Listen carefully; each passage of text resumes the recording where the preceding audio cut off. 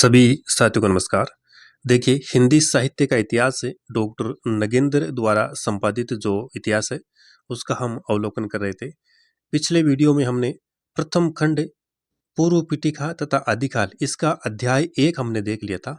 अध्याय 1 जिसमें टॉपिक था पूर्व पीठिका और उसके अंतर्गत 50 प्रश्नों को हमने देखा था और जितने भी प्रश्न यहाँ से बन सकते थे उनको हमने कवर किया था। आज का इस सेशन में हम अध्याय नंबर 2 देखने वाले, दूसरा अध्याय, जिसमें जो टॉपिक है वो है आदिकाल। पेज नंबर 43 से 74 तक ये आदिकाल दिया हुआ है। हालांकि पूरा इसमें कवर नहीं हो पाएगा आज के इस सेशन में। जैसे आदिकाल का नामकरण है, काल विभाजन है, प्रथम रचना, प्रथम कवि, उनसे संबंधित प्रश्नों को बनाया गया है। 50 प्रश्न इसमें हम कवर करेंगे। इसके बाद में सिद्ध साहित्य है, नाथ साहित्य है, उनको अगले वीडियो में देखेंगे। तो चलिए शुरू करते हैं। बेहतरीन सेशन होगा, बहुत ही शानदार प्रश्नों का संकलन किया गया है।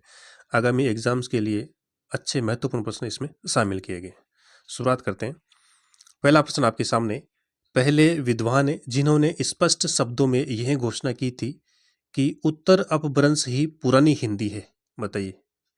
पहले विद्वान जिन्होंने स्पष्ट शब्दों में यह घोषणा की थी कि उत्तर अपभ्रंश ही पुरानी हिंदी है, कौन थे? चंद्रधर शर्मा गुलेरी। नेक्स्ट देखिए, आचार्य रामचंद्र शुक्ल ने किसके लेख के आधार पर अपने इतिहास में आदिकाल के अंतर्गत उत्तर अपभ्रंश की रचनाओं को स्थान दिया? गुलेरी जी के लेख के आधार पर। चंद्रधर शर्मा जो गुलेरी जी है, इन्हीं के लेख के आधार पर आचार्य शुक्ल ने अपने इतिहास में आदिकाल के अंतर्गत उत्तर अपभ्रंश की जो रचना है उनको स्थान दिया था। तो ये भी ध्यान में रखिए फैक्ट। नेक्स्ट तीसरा नंबर देखिए, हिंदी के प्राचीन कवि और उनकी कविताएं, ये लेख का नाम है, क्या है?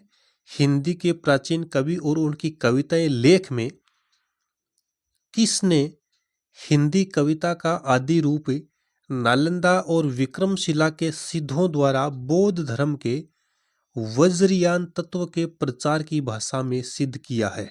किस विद्वान ने किया है? कौन थे? राहुल शंकरतैन। और राहुल शंकरतैन ने भी उत्तर अपभ्रंश की रचनाओं को हिंदी की रचनाएं माना है। चंद्रधर शर्मा गुलेरी, आचार्य शुक्ल के साथ राहुल शंकरतैन भी इस मत के समर्थक है कि उत्तर अपभ्रंश की रचनाएं हिंदी की रचनाएं है। चलिए आगे चलते हैं। 4 नंबर क्वेश्चन है, डॉक्टर राम कुमार वर्मा ने हिंदी साहित्य का आलोचनात्मक इतिहास, जो इनका ग्रंथ है, इसमें गुलेरी जी और राहुल जी के मतों को स्वीकार करते हुए उत्तर अपभ्रंश के कवियों को स्थान दिया है। ये फैक्ट ध्यान रखिए कि राम कुमार वर्मा ने हिंदी साहित्य का जो आलोचनात्मक इतिहास है उसमें एक तो गुलेरी जी और एक राहुल जी, इनके मतों को स्वीकार करते हुए उत्तर अपभ्रंश के कवियों को स्थान दिया है। नेक्स्ट देखिए, इस प्रकार 10वीं से 14वीं शताब्दी का काल, जिसे हिंदी का आदिकाल कहते हैं, भाषा की दृष्टि से अपभ्रंश का ही बढ़ाव है। ये कथन किस विद्वान का है? किनका है? हजारी प्रसाद द्विवेदी का। इनका कहना है कि उत्तर अपभ्रंश हिंदी का आरंभिक रूप है। तो ये कथन ध्यान में रखिएगा, हजारी प्रसाद द्विवेदी का। नेक्स्ट पॉइंट 6 नंबर, हिंदी के आरंभिक रूप को अवहट किसने कहा? भोला शंकर व्यास ने। हिंदी के आरंभिक रूप को अवहट किसने कहा? भोला शंकर व्यास ने। नेक्स्ट है 7 नंबर पॉइंट, अतः भाषा के विकास की आरंभिक स्थिति तथा उत्तरवर्ती धार्मिक चेतना के मूल रूप को ध्यान में रखकर सिद्ध साहित्य से हिंदी साहित्य का आरंभ मानना पूर्णतः युक्ति संगत है। यहाँ पे क्या शब्द है? पूर्णतः युक्ति संगत है। यह बात किसने कही थी? डॉक्टर नगेंद्र ने। डॉक्टर नगेंद्र। 8 नंबर पॉइंट, 7वीं शताब्दी के पुष्य या पुंड नामक कवि को हिंदी का प्रथम कवि माना है। 7वीं शताब्दी के पुष्य या इसी को कहते हैं पुंड, इस कवि को हिंदी का प्रथम कवि मानने वाले विद्वान का नाम बताइएगा। शिव सिंह सेंगर। आगे देखिए 9 नंबर प्रश्न, ये प्रश्न है 7वीं शताब्दी ईस्वी के सरहपाद को, ये भी 7वीं शताब्दी के को हिंदी का प्रथम कवि किसने माना है? राहुल शंकरतई ने। पुष्य या पुंड, ये भी 7वीं शताब्दी के थे, इसको प्रथम कवि शिव सिंह सेंगर ने माना है। और 7वीं शताब्दी के सरहपाद थे, इनको माना राहुल शंकरतई ने। अब देखिए सरहपा के संबंध में कुछ इंपॉर्टेंट फैक्ट है। सरहपा को हिंदी का प्रथम कवि मानने के कुछ आधार और महत्वपूर्ण तथ्य कि सरहपा को हिंदी का प्रथम कवि क्यों माना जाता है। देखिए सरहपा 84 सिद्धों में से एक थे। उनकी कविता में अपभ्रंश का साहित्यिक रूप छूट गया है तथा बोलचाल की जो भाषा है, बोलचाल की भाषा जो आरंभिक हिंदी है वो प्रयुक्त हुई है। अपभ्रंश का साहित्यिक रूप छूट गया और बोलचाल की जो भाषा आरंभिक हिंदी है वो प्रयुक्त हुई है। ये 84 सिद्धों में से एक थे। वर्ण्य विषय और चेतना की दृष्टि से भी उनका काव्य हिंदी साहित्य के भक्ति काल का बीजांकुर है। इंपॉर्टेंट फैक्ट, वर्ण्य विषय और चेतना की दृष्टि से भी उनका काव्य हिंदी साहित्य के भक्ति काल का बीजांकुर है। किनका काव्य? सरहपा का। किनका? सरहपा का। सरहपाद ने दोहा और पदों की शैली अपनी कविता में प्रयुक्त की है और यह शैली उनके बाद में सभी हिंदी कवियों ने परंपरा के रूप में अपनाई है। सरहपाद की जो रचनाएं मिली है वह सभी मुक्तक है। सरहपा की जो रचनाएं प्राप्त हुई है वह सभी क्या है? मुक्तक शैली की रचनाएं हैं। राहुल शंकरतई ने हिंदी काव्यधारा जो इनका ग्रंथ है इसमें सरहपाद की कुछ रचनाओं का संग्रह भी किया है। हिंदी मुक्तक काव्य में दोहा सबसे अधिक प्रिय छंद रहा है। दोहा, दोहा छंद। सरहपाद की काव्य परंपरा में विकसित नाथ पंथ का हठयोग कबीर के काव्य में इतना अधिक पल्लवित हुआ कि सरहपाद के काव्य की आदि स्थिति को नकारा नहीं जा सकता। तो ये सरहपा को हिंदी का प्रथम कवि मानने के कुछ आधार है, विद्वानों ने बताए हैं और ये फैक्ट है जहां से प्रश्न एग्जाम में सीधे बन सकते हैं। आगे देखते हैं 10 नंबर प्रश्न आपके सामने। सिद्ध साहित्य से नाथ साहित्य का विकास हुआ। सिद्ध साहित्य से नाथ साहित्य का विकास हुआ और नाथ साहित्य के प्रेरणा से भक्तिकालीन संत साहित्य का प्रादुर्भाव हुआ। ये फैक्ट ध्यान में रखना है कि नाथ साहित्य का विकास हुआ सिद्ध साहित्य से और नाथ साहित्य के प्रेरणा से भक्तिकालीन संत साहित्य का प्रादुर्भाव हुआ या उद्भव हुआ। अगला प्रश्न, भरतेश्वर बाहुबली रास के रचयिता सालिबद्र सूरी। भरतेश्वर बाहुबली रास जो रचना है जैन साहित्य की रचना है, ये ध्यान में रखिएगा। इसके रचयिता कौन है? सालिबद्र सूरी। सालिबद्र सूरी को हिंदी का प्रथम कवि किसने माना है? डॉक्टर गणपति चंद्र गुप्त। भरतेश्वर बाहुबली रास रचयिता सालिबद्र सूरी और सालिबद्र सूरी को हिंदी का प्रथम कवि मानने वाले विद्वान है गणपति चंद्र गुप्त। फिर देखिए आगे 12 नंबर प्रश्न, घोर अंधारे चांदमणि जिमी उज्जो करई परम महासु एखो कण दूरई अशेष हरई। ये जो पंक्तियां हैं किसकी है बताइए? सरहपाद की। किसकी है? सरहपा की। एक और देखिए, पंडी सहल संत बखाणई देही रुद्र बसंत न जाने। ये जो पंक्ति है प्रसिद्ध पंक्ति है, ये तो कई बार एग्जाम में आती है, ये भी सरहपा की है। किसकी है? सरहपा की। प्रश्न संख्या 14 नंबर, 7वीं शताब्दी से ही हम सिद्धों की रचनाओं को अपनी भाषा के प्रारंभिक रूप में पाते हैं। इन रचनाओं के वर्ण विषय हठयोग, मंत्र, मध्य और स्त्री है जो वज्रयान के मुख्य रूप है। भाषा अपभ्रंश मिश्रित है जिसमें सिद्धांतों के मिश्रण के कारण काव्य उत्कर्ष हो ही नहीं सकता। ये कथन किस विद्वान का है? डॉक्टर राम कुमार वर्मा का। किसका है? राम कुमार वर्मा का। 15 नंबर प्रश्न है, राहुल शंकरतई ने सरहपाद का समय माना है। क्या माना है? 769 ईस्वी या आप बोल सकते हैं 8वीं सदी, 8वीं शताब्दी, 769 ईस्वी। राहुल शंकरतई ने सरेपा का समय क्या माना है? 769 ईस्वी। डॉक्टर विनेतोष भट्टाचार्य ने सरेपा का समय क्या बताया है? 633 ईस्वी। दोनों ध्यान में रखना है। राहुल शंकरतन ने क्या माना है समय सरेपा का? 769 ईस्वी। और एक विद्वान विनेतोष भट्टाचार्य, इन्होंने क्या माना है? 633 ईस्वी। फिर देखिए एक कुछ पॉइंट है। एक ग्रंथ के रूप में हिंदी की प्रथम रचना जैन आचार्य देवसेन कृत श्रावकाचार ग्रंथ को माना जाता है। ग्रंथ की बात कर रहा है। ग्रंथ के रूप में हिंदी की प्रथम रचना एक जैन आचार्य विद्वान है देवसेन, इनकी रचना है श्रावकाचार को माना जा सकता है। इसमें क्या है? इसमें श्रयपात की जो दोहा शैली है उसका विकसित रूप मिलता है। देवसेन ने इस ग्रंथ में 250 दोहों में श्रावक धर्म का वर्णन किया है।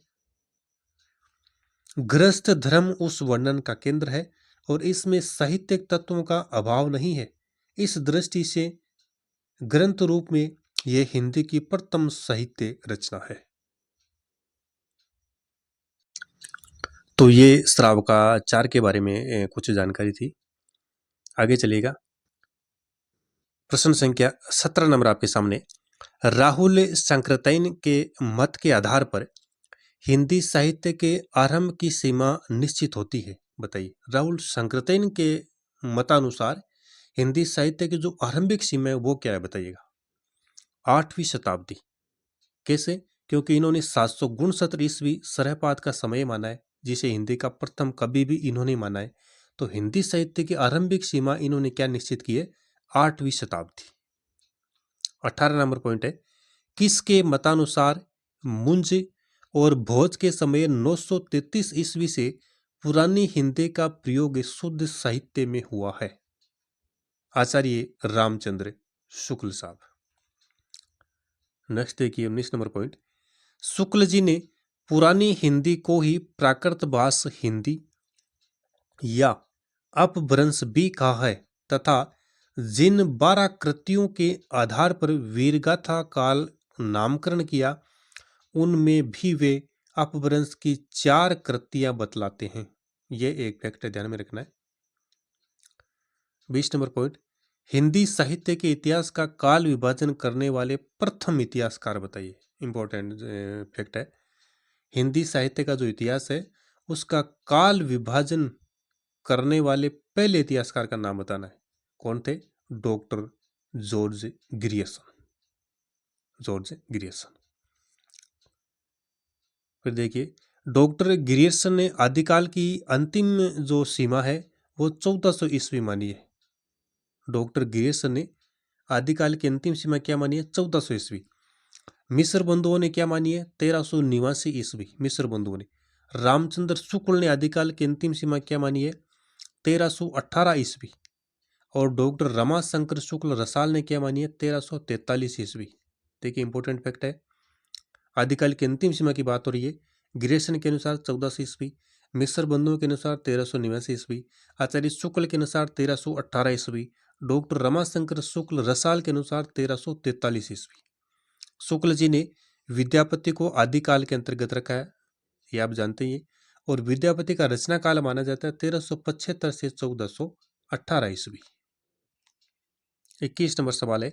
आचार्य रामचंद्र शुक्ल ने वीरगाथा काल का समय माना था 933 ईस्वी से 1318 ईस्वी। वीरगाथा काल अर्थात आदिकाल। आप जानते हैं शुक्ल ने आदिकाल को ही वीरगाथा काल का है।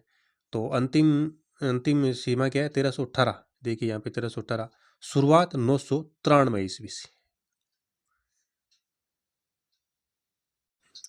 चलिए आगे देखते हैं। विभिन्न विद्वानों के अनुसार आदिकाल का नामकरण। कुछ एक विद्वान है जिन्होंने आदिकाल का नामकरण किया है। क्या क्या नामकरण किया है देखिएगा। चारण काल किसने कहा है? जॉर्ज ग्रियर्सन ने। जॉर्ज ग्रियर्सन ने आदिकाल को क्या नाम दिया है? चारण काल। प्रारंभिक काल किसने कहा है? मिस्र बंधुओं ने। मिस्र बंधुओं ने क्या नाम दिया है? प्रारंभिक काल। आदिकाल नाम किसने दिया है? हजारी प्रसाद द्विवेदी ने। आदिकाल हजारी प्रसाद द्विवेदी, एक है रमाशंकर शुक्ल रसाल। इन दो विद्वानों ने आदिकाल को नाम आदिकाल ही दिया है। संधि काल एवं चारण काल किसने दिया है? रामकुमार वर्मा ने। केवल चारण काल अगर पूछे, केवल चारण काल, तो ग्रियर्सन संधिकालीन चारण काल राम कुमार वर्मा, सिद्ध सामंत काल आदिकाल को किसने नाम दिया? राहुल शंकरतई ने। और वीर काल कहने वाले विद्वान है विश्वनाथ प्रसाद मिश्र। तो ये कुछ पॉइंट थे आदिकाल का नामकरण के संदर्भ में, इनको ध्यान में रखिएगा। अगला प्रश्न हमारे सामने 22 नंबर। गारसादे ताशी के इतिहास ग्रंथ में हिंदी उर्दू के कितने कवियों का वृत्त संग्रहित है? गारसादे ताशी का इतिहास ग्रंथ, पहले तो दिमाग में वो आना चाहिए। उसके बाद में पूछ रहा है कि हिंदी और उर्दू के कितने कवियों का वृत्त संग्रहित इसमें है, या इसमें जीवन चरित्र दिया हुआ है। कितने कवि थे? 738 कवि। 738 कवि। ताशी का ग्रंथ का क्या नाम है? इस्तवार de la literatura हिंदुई ए हिंदुस्तानी। इसमें 738 कवियों का जीवन चरित्र दिया गया है। इसमें काल विभाजन और नामकरण की ओर कोई ध्यान नहीं दिया गया है। न तो कोई काल विभाजन की ओर ध्यान दिया गया है, न नामकरण की ओर ध्यान दिया गया है। प्रश्न संख्या 23 नंबर। मौलवी करीमुद्दीन का इतिहास ग्रंथ, मौलवी करीमुद्दीन का इतिहास ग्रंथ जिसमें प्रथम बार कालक्रम का तो ध्यान रखा गया, कालक्रम का तो उसमें ध्यान रखा गया, किंतु काल विभाजन और नामकरण की कोई चेष्टा नहीं की गई है। बताइए, ग्रंथ का नाम पूछ रहा सीधा सीधा मौलवी करीमुद्दीन का, क्या है? तज़किरा ई सूराई हिंदी। तज़किरा ई सूराई हिंदी। आगे चलते हैं। प्रश्न संख्या 24 नंबर। हिंदी के सबसे अधिक कवियों का परिचय प्रथम बार किसने अपने ग्रंथ में प्रस्तुत किया? सबसे अधिक कवियों की बात करें, यानी अधिक संख्या में कवियों का परिचय पहली बार किसने अपने ग्रंथ में प्रस्तुत किया, ये पूछ रहा है। कौन थे? ठाकुर शिव सिंह सेंगर, और इनका ग्रंथ का नाम है शिव सिंह सरोज। नेक्स्ट पॉइंट है 25। मिस्र बंधुओं ने अपने मिस्र बंधु विनोद, ग्रंथ का क्या नाम है? मिस्र बंधु विनोद में 643 ईस्वी से 1387 ईस्वी तक के आदिकाल को क्या नाम दिया है? मिस्र बंधुओं ने क्या नाम दिया है? प्रारंभिक काल। प्रारंभिक काल, शुरुआत इन्होंने 643 ईस्वी से मानी है, अंतिम सीमा इन्होंने 1387 ईस्वी मानी है। नेक्स्ट पॉइंट है, प्राकृत की अंतिम अपभ्रंश अवस्था से ही हिंदी साहित्य का आविर्भाव मानने वाले विद्वान कौन है? 26 नंबर प्रश्न है। प्राकृत की अंतिम अपभ्रंश अवस्था से हिंदी साहित्य का आविर्भाव या उद्भव मानने वाले विद्वान है आचार्य रामचंद्र शुक्ल। कौन है? रामचंद्र शुक्ल। नेक्स्ट है 27 नंबर। हिंदी साहित्य का आदिकाल संवत 1050 से लेकर 1375 तक, अर्थात महाराज भोज के समय से लेकर हमीरदेव के समय के कुछ पीछे तक माना जा सकता है। किसके अनुसार? आचार्य रामचंद्र शुक्ल के अनुसार। आगे देखिएगा 28 नंबर। इस काल की जो साहित्यिक सामग्री प्राप्त है उसमें कुछ तो असंदिग्ध है और कुछ से संदिग्ध। असंदिग्ध सामग्री जो कुछ प्राप्त है उसकी भाषा अपभ्रंश अर्थात प्राकृत भाषा हिंदी है। ये कथन किसका है? रामचंद्र शुक्ल का। आगे देखिए 29। डॉक्टर नगेंद्र के अनुसार आदिकाल की अवधि क्या है? बताइए, नगेंद्र के अनुसार 769 ईस्वी से 1418 ईस्वी। अंतिम सीमा इन्होंने मानी है 1418 ईस्वी, और प्रारंभिक सीमा 769 ईस्वी से। 30 नंबर पॉइंट है, इस काल का समस्त हिंदी साहित्य आक्रमण और युद्ध के प्रभाव की मनस्थितियों का प्रतिफलन है। इस काल का समस्त हिंदी साहित्य आक्रमण और युद्ध के प्रभाव की मनस्थितियों का प्रतिफलन है। ये कथन किसका है? डॉक्टर नगेंद्र का ये कथन। और अगर पूछे कि किस काल के संदर्भ में ये बात कही है, तो आदिकाल के संदर्भ में। किस काल के संदर्भ में? आदिकाल के संदर्भ में डॉक्टर नगेंद्र ने ये कथन कहा है। 31 नंबर पॉइंट है, हिमालय के पाद देश में प्रचलित नाथ पूजा बौद्ध धर्म को प्रभावित करके वज्रयान शाखा के नाम से प्रसिद्ध हो चुकी थी। Hazari Prasad Dwivedi. Next 32 number. Doctor Nagendra द्वारा संपादित जो हिंदी साहित्य का इतिहास है इसमें आदिकाल को दो संस्कृतियों के संक्रमण और ह्रास विकास की गाथा कहा गया है। अगर पूछे कि आदिकाल को दो संस्कृतियों के संक्रमण और ह्रास विकास की गाथा किस में कहा गया है, तो ये कहा गया है हिंदी साहित्य के इतिहास में डॉक्टर नगेंद्र द्वारा संपादित जो इतिहास है उसमें। आगे देखिए प्रश्न संख्या 33 नंबर पॉइंट है 1237 ईस्वी या यूं कहे 13वीं शताब्दी में रचित एक ग्रंथ है संगीत रत्नाकर। इसके लेखक का नाम बताइए। सारंगदेव। कौन है? सारंगदेव। नेक्स्ट है अपभ्रंश साहित्य के कवि स्वयंभू का समय माना जाता है। स्वयंभू का समय, अपभ्रंश साहित्य के कवि स्वयंभू, इनका समय 783 ईस्वी या यूं कहें 8वीं शताब्दी। स्वयंभू का समय 783 ईस्वी। पॉइंट नंबर 35 पौमचर्यु, रिठमणिचर्यु और स्वयंभू छंद किसकी रचनाएं हैं? किसकी है? स्वयंभू की। 36 नंबर स्वयंभू की एक अपूर्ण रचना का नाम बताना है जिसमें राम का चरित्र विस्तार से वर्णित है। रामचरित्र उसमें वर्णित है और रचना क्या है? अपूर्ण रचना है। कौन सी है? पौमचर्यु। पौमचर्यु स्वयंभू की। 37 नंबर पॉइंट पुष्पदंत कवि है 10वीं शताब्दी के। पुष्पदंत 10वीं शताब्दी के कवि है। 10वीं शताब्दी के। 10वीं शताब्दी। 38 नंबर है महापुराण, इणय कुमार चरियु और जस हर चरियु, ये जो तीनों रचनाएं किसकी है? पुष्पदंत की। किसकी है?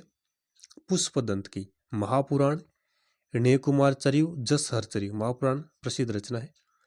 आगे देखिए 39 नंबर है पुष्पदंत की रचना जिसमें 63 महापुरुषों की जीवन घटनाओं को वर्णित किया गया है एवं प्रसंगवश राम कथा को भी स्थान मिला उसमें। बताइए कौन सी रचना है? तो यही महापुराण है। काफी इंपोर्टेंट रचना है। इसमें 63 महापुरुषों की जीवन घटनाओं का इसमें वर्णन किया गया है और राम कथाओं को भी इसमें स्थान मिला है। महापुराण, पुष्पदंत। 40 नंबर प्रश्न 10वीं शती में भविष्यत कहा रचना किसने की? धनपाल ने। भविष्यत की रचना किसकी? धनपाल की। और कब रचित? 10वीं शती में। देखिए भविष्यत कहा इसमें एक वणिक की कथा को स्वाभाविक घटनाओं के संयोजन द्वारा हृदय के विभिन्न घात प्रतिघातों की अभिव्यक्ति में पूर्ण सफल बनाया गया है। धनपाल की यह रचना चरित काव्यों की एक नई कड़ी है। तो ये इसकी विषय वस्तु है। एक वणिक की कथा को इसमें स्वाभाविक घटनाओं के माध्यम से या संयोजन द्वारा हृदय के विभिन्न घात प्रतिघातों की अभिव्यक्ति में पूर्ण रूप से इसमें सफल बनने की कोशिश की गई है। भविष्यत का धनपाल की रचना। आगे चलेगा पॉइंट फैक्ट नंबर 41 41 नंबर 13वीं शती के कवि अब्दुल रहमान की रचना का नाम बताइए। संदेश राशक। संदेश राशक अब्दुल रहमान 13वीं शती की रचना है। 13वीं शती के कवि अब्दुल रहमान। अगला 42 नंबर एक खंड काव्य जिसमें विक्रमपुर की एक वियोगिनी की वीर्य कथा है। विक्रमपुर की एक वियोगिनी के वीर्य की कथा वर्णित है। खंड काव्य कौन सा है? यही है संदेश राशक अब्दुल रहमान का। 43 नंबर आदिकालीन हिंदी साहित्य में श्रृंगार रस की एक धारा इसी प्रकार की अपभ्रंश कृतियों के अनुकरण पर बह निकली जो भक्ति काल में होती हुई रीति काल में जाकर प्रधानता प्राप्त कर सकी। नगेंद्र का उक्त कथन किस कृति के संदर्भ में है? संदेश राशक के संदर्भ में यह कथन है किसका? नगेंद्र का। 44 नंबर पॉइंट 12वीं शताब्दी के कवि जिनदत्त सूरी का 80 पद्यों का एक नृत्य गीति काव्य है। कौन सा है? नाम बताइएगा। उपदेश रसायन रास। उपदेश रसायन रास। 45 नंबर 6ठी शताब्दी की परमात्म प्रकाश और योगसार नामक रचनाओं से अपभ्रंश में दोहा काव्य आरंभ होता है। इनके लेखक कौन है? जोइंदू। 6ठी शताब्दी की रचनाएं परमात्म प्रकाश और योगसार जिनसे अपभ्रंश में दोहा काव्य आरंभ होता है। लेखक कौन है? जोइंदू।